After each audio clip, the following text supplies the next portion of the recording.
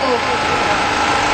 Dengan menyebut nama-Mu ya Allah, yang Maha Pengasih lagi Maha Penyayang.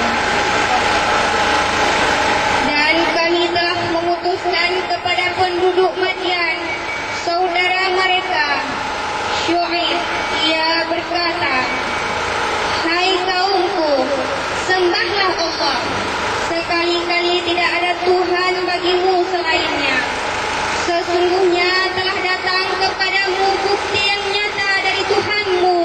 Maka sempurnakanlah takaran dan timbangan, dan janganlah kamu kurangkan bagi manusia barang-barang takaran dan timbangannya. Dan janganlah kamu membuat kerusakan di muka bumi sesudah Tuhan memperbaikinya. Yang demikian itu lebih baik bagimu jika betul-betul kamu orang yang beriman. Madian adalah nama putra Nabi Ibrahim alaihissalam, kemudian menjadi nama kabilah yang terdiri dari anak cucu Madian itu. Kabilah ini diam di suatu tempat yang juga dinamai Madian, yang terletak di pantai Laut Merah di tenggarang Gunung Sinai.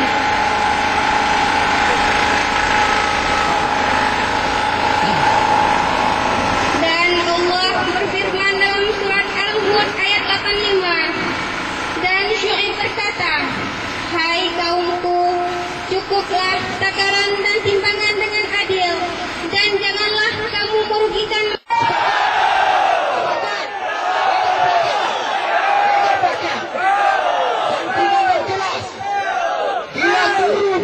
Bila hari ini keberadaan kita tidak diindahkan, maka sepakat kita liburkan beban. Ternyata darah Tengku Umar benar-benar masih ada di jiwa orang Aceh hari ini. Allahu Akbar.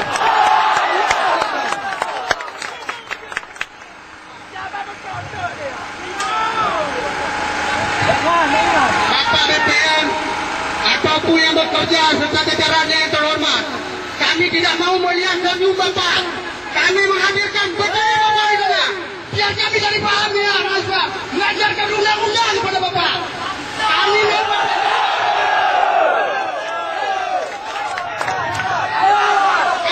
mau berwajah malaikat berhati-hati di sini. Di bumi Tengomar kami tidak mau. Hari ini kedatangan kami yang pertama di sini untuk menerapkan undang-undang dan PP